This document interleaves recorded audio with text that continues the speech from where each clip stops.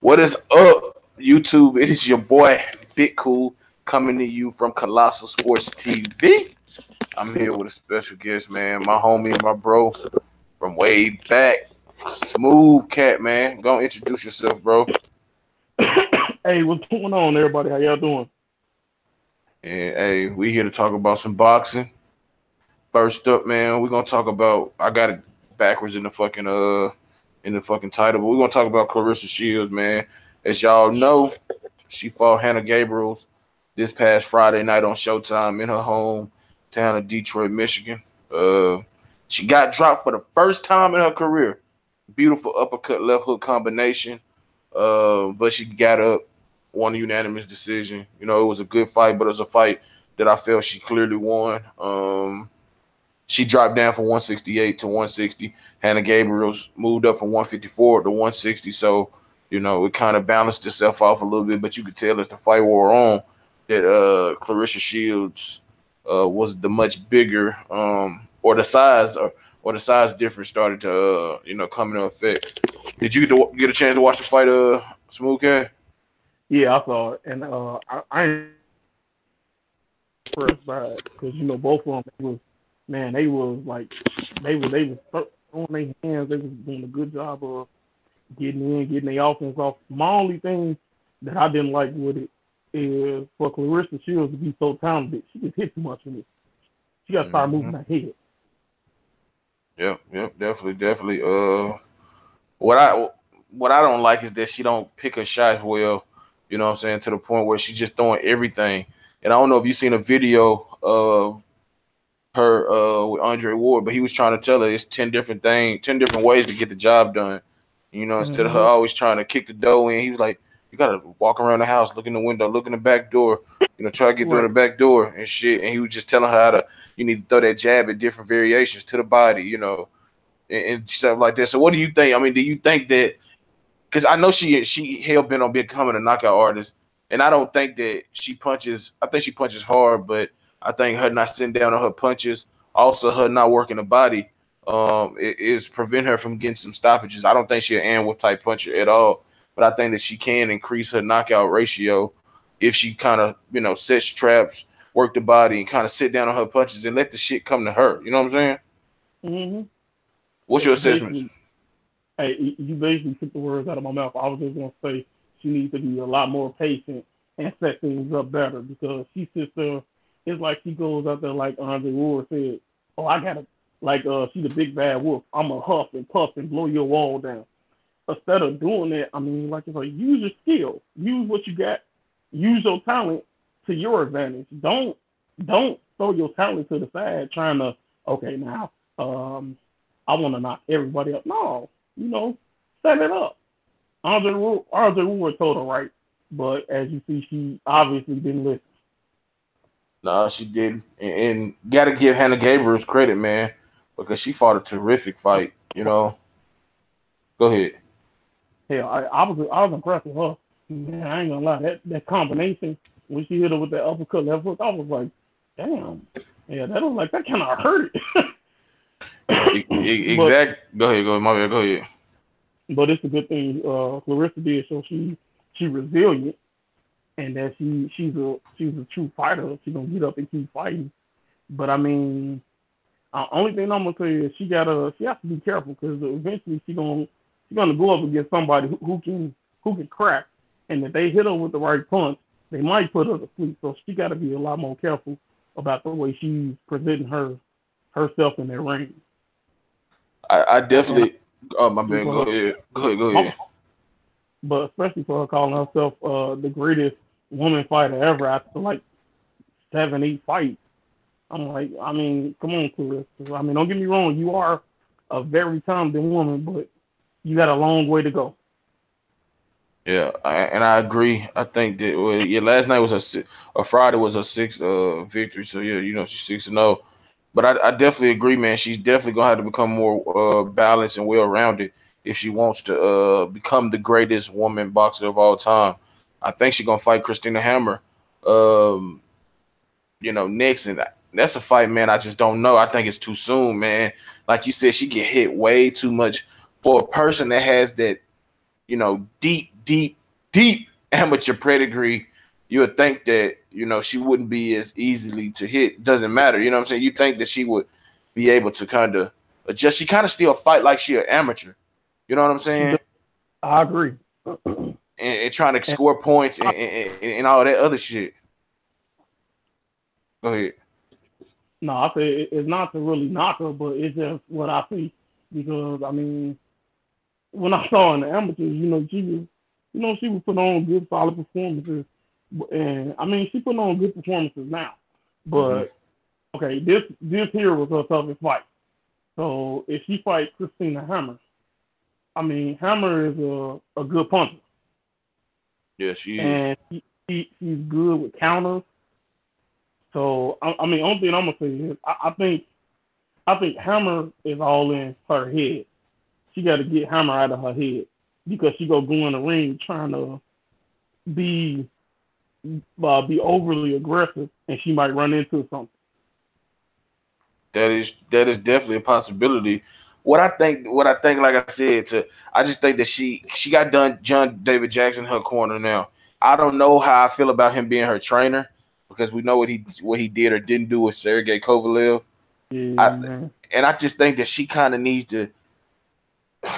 I think she needs to surround herself with a good team, and I think the onus is going to be on her. And pretty much, Andre Ward said that in that clip, and I'll try to find it. It's not hard to find. It was on Fight Hype, and he was pretty much telling you, you know what I'm saying. I make my opponents do what they don't want to do. You know what I'm saying. I Exactly. fucking if they want to come walk me down, I use my feet. If they want to just stand there, you know what I'm saying, I make an inside fight. You know what I'm saying? But I'm shooting a jab to the body. I'm doing different variations. I'm doing something. I'm out thinking them. I'm just out working them. And I think that she's gonna have to get to that point where she might have to accept that she's not a KO puncher. And it ain't nothing wrong with that. Look at Sweet Pea, look at Floyd, look at some of the greatest fighters that, wasn't considered big punchers. But what was they able to do, for the make up for the lack of power, the IQ, the technique, the movement, you know what I'm saying? And that's what she may have to do. I don't know if that's gonna be how she what she want to hear, but I mean everybody not gonna be a puncher, and that's just what it is. But if she going up against Christina Hammer, man, she gonna have to really be able to pace herself, really be able to set traps, counter, work the body. She gonna have to be full on because she got rocked a few times in that fight against Hannah Gabriels, and this was a woman that was coming up from 154 to 160, and Clarissa was coming down from 168 to 160. So they kind of give me cause to pause and thinking like you said, Hmm. if she get hit with the right shot, because she square herself up, she throw those wide looping shots. I mean, it can be night night. Man, look, only thing I can say is, back to your statement about everybody being a power puncher. Like you say, it's not meant for everybody, and that's just the fact of life. So I mean, you have to use your other abilities to make up for the lack thereof of power. But Mhm. I don't know. It's like she just okay. Every time I see her, I'll be like, okay, she's doing a good job. She winning fights, but it's like I mean, man, she never like really. She Wows never you. wowed me. There it go. Yeah, we said at the same time. But whereas she never wowed me. But I mean, it's like she just I don't know. She can be better than me. But it's like she holds herself back with her amateurish style. And like I say, I think she honestly needs to start listening to Andre Ward. She needs to deal with Andre Ward on a more personal basis. Mm-hmm. I ain't I knocking nobody, Go but ahead. Go I ahead. just deal with Andre Ward. Yeah, I agree with you, man. I agree with you 100%. I think that that she definitely need to get somebody in there, but also, just listen to what John David Jackson doing. Go back, study film of the greatest female boxers, the greatest male boxers. And work on your craft constantly. You know what I'm saying? I think too many people get caught into saying what they are and not proving it. I've yet to see a wow shit. Clarissa, she has arrived performance. You know what I'm saying? And I think that maybe look, maybe she been fooling us. Maybe she waiting to get Christina Hammer in the ring and say, "Boom, showed y'all motherfuckers, showed you Big Cool, showed you Smooth Cat. I was just waiting Right. on the right opportunity." And that definitely could be. But the way she, I don't know, like I said, she just be throwing me off with the way she do things. That's why I mean, I ain't gonna lie, I don't have that type of thing. I hope for her to do good, but I really, I don't know. I can see Clarissa. I mean, she very good talented fighter. I can see her like her career turning bad if she continues the route she's going down. Yeah, I mean, and Oh, like I said, it remains to be seen, man. Because like I said, we kind of just going off of what we see, what we study this, and right now she just ain't where we would like her to be. But like I said, it's just right now. She only 6 fights in her right. career, but if she gonna take on Christina Hammer, she gonna have to be much better, man. So like I I said, agree. we'll see how she progresses as her career moves forward. She's already a 2 division world champion, so you got to give her that credit right there. And like I said, we'll see. But next, man, we about to talk about fucking Deontay Wilder. We ain't talking about who gonna win the fight. We just talking about all the BS because that's what we got to talk about until the fight is actually made and if it's made this year or whenever. But this is what Eddie Hearn had to say. He said, "At this stage, I believe Wilder does not want Joshua to fight." And as you all know, man, this shit has been drawn out, dragged out at nauseum, man. Contract been sent, haven't been signed yet. Shelly Finkel said that they sent it back to Team Joshua, Eddie Hearn, Barry Hearn, for clarification on 2 details.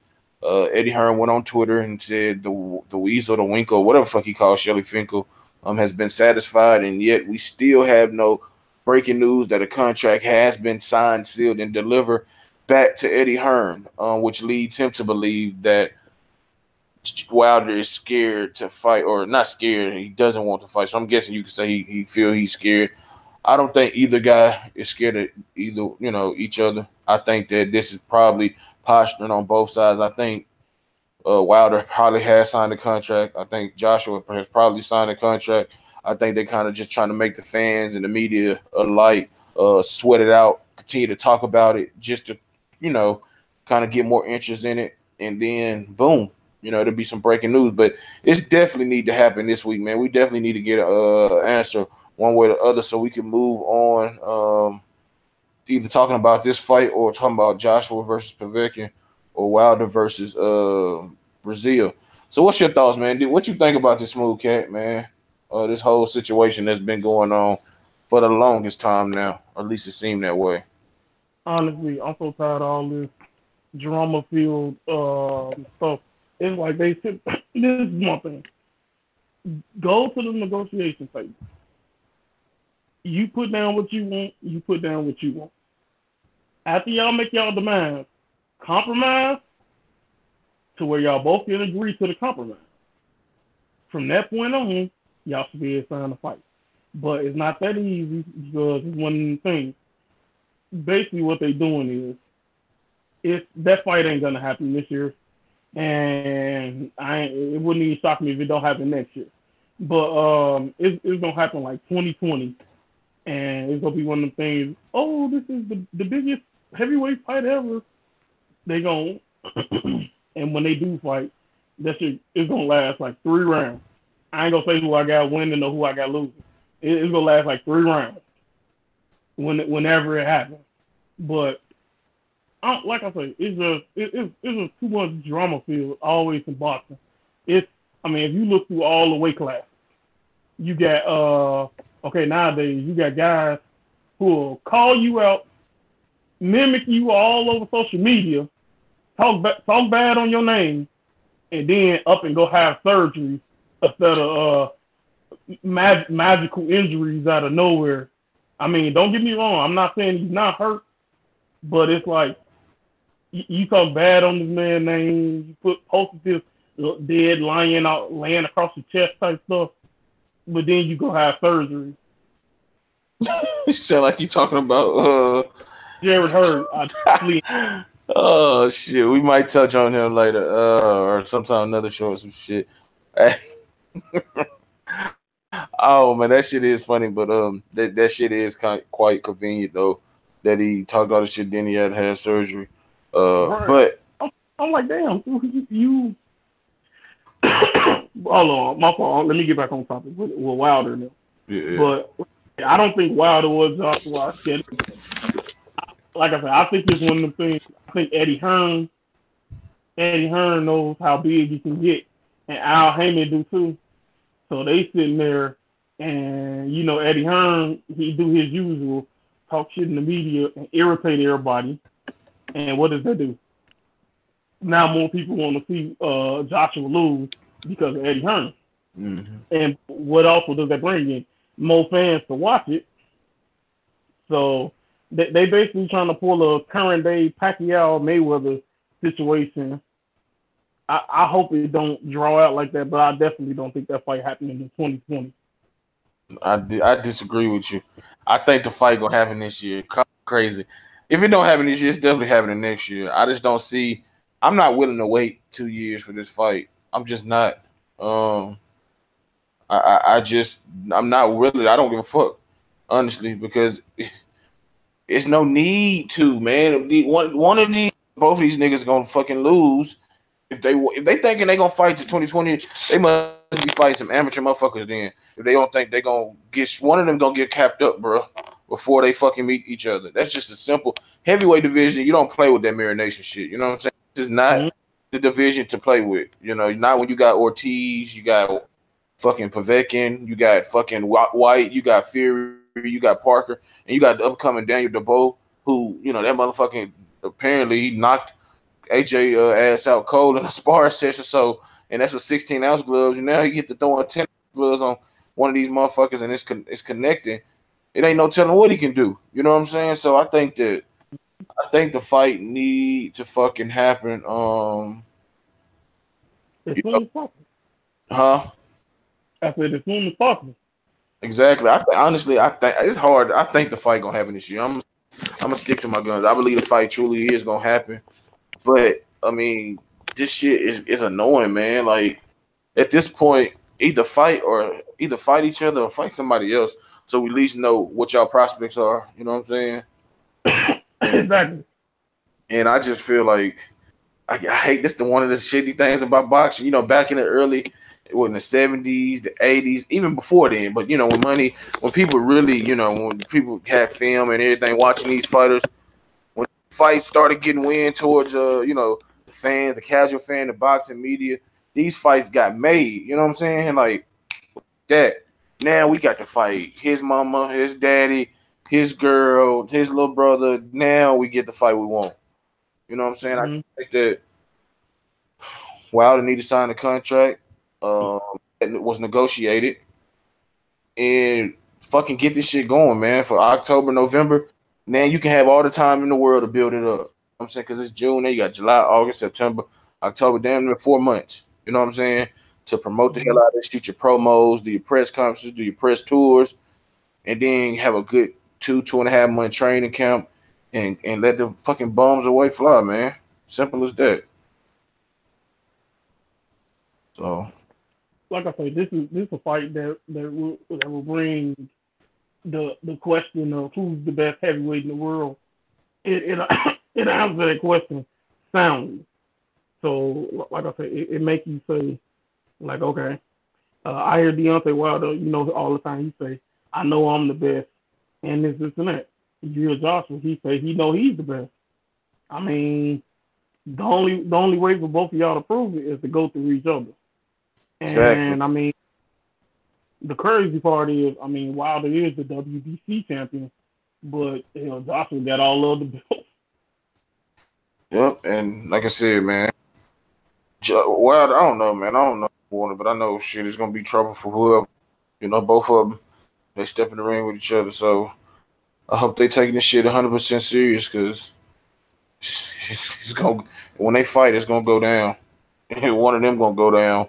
I ain't seen who it is yet. I mean, people know who I favor, but actual, gotta get in the film and actually look at the shit. it's really not hard to break down, honestly. But I don't want to really give no prediction right now, just because a lot of shit can change from here and in between now and whenever the fight get done. So, like I said, man, we want this fight badly. I think it's the biggest fight in boxing right now, bigger than the rematch of Canelo and Golovkin. I Um, definitely go ahead. no, I said I definitely agree with Heavy hitters, man, in the heavyweight division, undefeated, 6'6" and 6'7". Come on, man. You got Wilder who can knock a motherfucker out like that. You got Joshua who, what I'm saying, got the Olympic pedigree, gold medal. Both of them got pedigrees from amateurs, but he Olympic gold medalist. He can punch. He probably box a little more. He a fucking megastar over there in the UK, bro. So I don't see what is not to love. You got Wilder who gonna talk big shit, gonna be entertaining, and you got Joshua who not gonna really talk shit, but he proven it in the ring. So we'll see, man. It's a lot of layers to take off, but hopefully this is the week, man. Taking out our I misery. too. I really hope so. I don't think it is, but I hope so. I'm tired of talking about this shit, man. I'm tired of it. But he give us Eddie Hearn give us new content sometimes. When it's a slow period, you can count on Eddie Hearn or Well, some shit to talk about. But man, we ain't gonna beat the dead horse, man. Let's switch gears, man. I ain't put it in topic, but Josh Taylor, one of my favorite fucking fighters right now in boxing, survived a fucking battle with Vitor or Victor, however you want to pronounce his name. Postal, the former WBC junior welterweight champion. That fight was close as fuck. I don't know what them judges was watching. That shit was disgraceful with how they scored that shit. They didn't give what they didn't give. One judge didn't give fucking Postal a round or more than one round, and I'm like, motherfucker, what fight was you watching? You know what I'm saying? Like, yeah, they were full of shit with that. That was a close fight. I had Taylor 7-5. yeah, yeah, that's how it was because he started to pull out plus the knockdown. You know what I'm saying? But I Mm-hmm. mean, he showed me a lot, Taylor. You know what I'm saying? He showed me some great things, but he also worried me, man. He looked like he can't take it to the body like that. You know what I'm saying? He looked Yeah, like he might be. a lot of guys who like to go to the body don't like to get hit in the body. Yep, and it looked like like that motherfucker might be one of those. I don't think nobody like getting hit to the body, Hell no. but that motherfucker, goddamn poster was touching up to the body and just hurt him. A few times. You know what I'm saying? He hurt him up top as well. Uh, Yeah. what would impress you the most about the performance from Josh Taylor yesterday? His resilience. Excuse me. His resiliency. He sat there. He was in his toughest fight, and he showed you that he can dig deep and do what's necessary to win. And only what I'll say with that fight is I think Taylor was way overconfident. I do. I think he was kind of overlooking Posto, and it kind of showed to me. You can't. I mean, I don't care how Posto looked. His last fight, you gotta take everybody serious. Yep. So he's still young. I mean, for him to be only 13 pro fights in, that's a huge accomplishment beating a guy like Victor Postol. It really is, and I ain't gonna lie, I stand corrected, bro. I was definitely fucking wrong about the outcome of this fight. Not in terms of the outcome, but how it went in. I picked Josh Taylor by a ninth round KO, and I was fucking proved wrong. At one point, bro, I thought that this motherfucker was about to get knocked out. I thought he Yeah, was. I thought that fucking Josh Taylor was about to get knocked out in the seventh round. he looked like he was on the verge. He definitely did. And what I liked about Josh Taylor, like what you said, the resiliency, but the ability to kind of that second win and stay mentally focused, stick with the game plan. He straight. He could have easily strayed and just kind of fucking got in a fucking firefight with Postal. He stayed disciplined. He listened to his corner. They gave him some great advice, and he was able to, remain calm and focused and do what he had to do. And I think that that's a credit to him, his team, and his preparation and how he is built as a fighter. And I think that he learned a lot though. He got a lesson last night, and I also think that Victor Postal proved that he's definitely not done. He's definitely not done. He showed a great chin. You know what I'm saying? Because he took some hellacious shots Yes, he did. from Postal while being tired, and and after in the midst of a grueling fight, I think he can compete with anybody. But I just think that the victory by Taylor set up, what we all, at least what I've been thinking, and a lot of other people that, Regis Prograis and Josh Taylor are 1A and 1B or 1 and 2, however you view it in the junior welterweight division, at least in my opinion. I don't know how you Mm-hmm. feel that. That's how I view it. Too.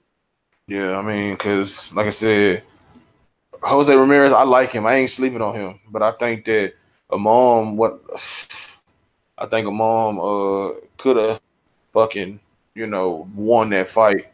Better, You know, man, Amon ain't who we thought he was, obviously. man. You know, uh, you know what the thing with him? I don't. I guess he got to the point where he started to he wanted to be he started to get too aggressive. Cause I mean, early into it, everything was defense. Then you sit there, then out of nowhere, he got to the point like, oh, okay, let me take this shot, and I'm like, why are you letting him hit you? I don't know, man. it, I mean, he still got potential. He just, I mean, he needs a new trainer. I've been saying, don't get me wrong, Stacy McKinley, I think his name is. You know, I mean, he cool. He had been around the mom since he was a little boy, but it's like, dude, it's about time to upgrade. You need to go to. You know who I think would be the perfect trainer for a mirror mom? who's the Floyd Mayweather Senior. yeah, uh, that ain't bad. I mean, yeah, because he like to do that. I mean, but I think that he be his own person. He can't really, you know what I'm saying? He can't really move like that. I mean, he can move, but he ain't a fluid mover. But I guess maybe, but Floyd, the thing about Floyd that worked with that shoulder roll, he also elusive, can move laterally, side to side. I don't think Amir Mon can do that. He got good upper body movement when he focused on it, but I think what he need to do, man, yeah, he definitely need to use his height and reach more, man. He got a good ass jab, a great right hand, a good left hook, and a nice uppercut. I just think that he needs to learn how to, you know, use what he got. You know what I'm saying? And he failed to use that jab consistently, man. When he ain't knocking you out, bro, you can easily beat him, man. You can easily beat him, and that's what happened. He stay stagnant too. That first 4 rounds, yep, it's a wrap. Shit. Go ahead. Oh, no, I say he stay stagnant too long. He sits there. Okay, that's like the Ramirez fight. It was a point in the corner where Stacy McKinley said, "Okay, just keep letting him throw. Don't throw back yet. Wait till the fifth or the sixth round starts on." What? Yeah, yeah. That. What the fuck? What the fuck type of advice is that? I don't know. I don't know, bro. That's just his advice. I think that. That, Go ahead. Go ahead. that that's amateurish shit. And like I said, I don't mean the disrespect, dude, but it is what it is. I mean, some of these trainers, they literally they don't be qualified to be pro trainers. But since you've been in his life for so long, now you a pro trainer. So I mean, it is what it is. But he honestly he's held Amir Imam back to me, and I said it the fight with what's that boy name? The one from Chicago. I'm looking out. I can't think of his damn name. Granado. Yeah, yeah. Granados. He been holding him back since that fight because he told okay in the Granado fight when he knocked Granados down, he sat there and they like okay just keep throwing punches. The thing with Amir is it's okay to throw punches, but when you throwing punches and you're missing, yeah, that shit wears you out. and that's what happened. It was a battle of about stamina and shit. Renato had more stamina. He beat him, Yep. He but I think that Flair shouldn't have took that fight. You should have waited on Victor Postol. yeah, he probably lost that fight too, but shit, I don't He know. probably would have. I don't know. I just think that he got to. When I did an interview with me and my boy 2K, shout out to him from the boxing. We did an interview with him before the fucking fight. He didn't want to answer no questions. He was just, how typical questions asking him about Uh, you know, uh, uh, I listened to it. He was salty. He was salty. yeah, It's like he felt okay. Basically okay. He's a fighter who went from getting all this love and praise to now you got people talking about you. So I even wrote him a message on Facebook because he sat there. He wrote a post and he deleted it off Facebook. He wrote a post saying motherfuckers always want to see his down, some stuff like that. He put, but he hurried up and deleted it. So I just inboxed. I just told him, I said, dude, you got to stop letting people get into your head. I mean, as a professional fighter, your job is to concentrate on your career. Don't worry about what no fans saying and what nobody got to say about you. You know what you are as a fighter. yeah, Go out there and improve yourself every fight out. But like I say, he was kind of. I remember 2K asked him something about fights, and he, like I said, he was getting riled up and stuff. And I'm sitting there, I'm like, damn. I mean, I remember he used to be so calm and collected, and used to answer every question. But now, when the questions get difficult that's because you've lost before, that's when he was undefeated. It's easy to answer then. exactly. But the questions get difficult when you take losses. So he basically shows you he's not built. He's not built for losses. It fucks with him. I mean, and as a pro, it should fuck with you because you want to be the best you can be, but just because you don't win every fight, that don't mean. I mean, that's the biggest thing that go around boxing today. It's like they feel like if you lose, you a bum. That don't mean you a bum. It's just okay. You lost twice to a better fighter. It is what it is. I mean, it's all time great to hell. Sugar Ray Robinson got plenty of losses. Henry Armstrong, Muhammad Ali, a lot of people got losses. But like I said, is yet again, this era is brainwashed by Mr. Mayweather, and it's not to diss him, but they are brainwashed by his. You have to be undefeated to be great. I No, that's mean, not. yeah, but No. you just know how that shit. But I mean, like I said, you could put about Floyd, but I mean, you gotta be real with yourself. Like damn well you ain't got to be undefeated. If you going off Floyd Mayweather, then you a dumb motherfucker because you acting like if you go off the premise of what he's saying, then you forgot Sugar Ray Leonard, like you said, Muhammad Ali, Ray Robinson, Henry Armstrong, all those motherfuckers rest day. So the ones that's passed, I don't mean the MF word, the disrespectful way, but all those great fighters, are remembered. You're not for being undefeated, but for being in great fights, beating all time great, fighters and having longevity. You know what I'm saying? So Mm-hmm. if you really believe that, it's no fucking excuse. No fucking excuse why you should. I don't give a fuck if you was born in 99, 96. If you believe that Floyd Mayweather the is the fucking the gauge you rate yourself at, then you're a stupid motherfucker. Simple as that. I agree. So like I said, man. Hopefully he can back that. Maybe 147 new team, get a new vision, and decide if he want to be great or not. It's up to him, honestly. He comfortable, he content, and he squandered that damn championship opportunity down the drain. But we'll see. Hopefully, like I said, hopefully we can get him. I can get him back on over here and do an interview with him. You know what I'm saying? He got a better approach, a better attitude. But man, we about to wrap this up, man, because I got to be here early in the morning. I ain't trying to be out in this bitch, and I'm trying to finish some loot H2. But yeah, man.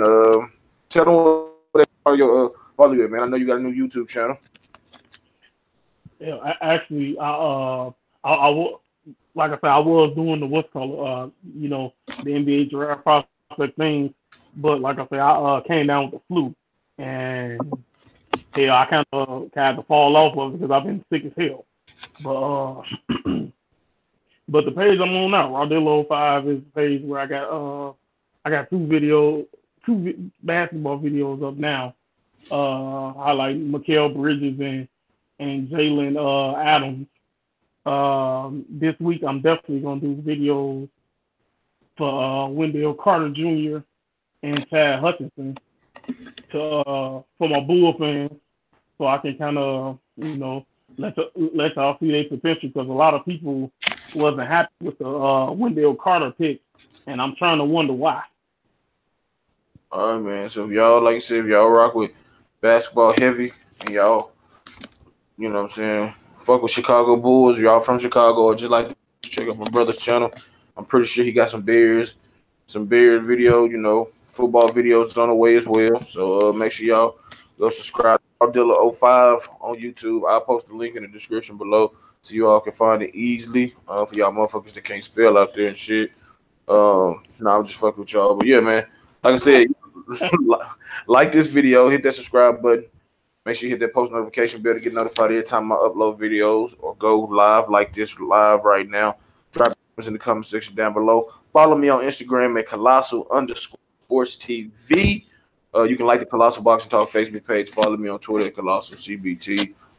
Shout out to the movement. Check out 3kingsboxing.com for your latest updated, unfiltered, unbiased boxing news reported the way it should be.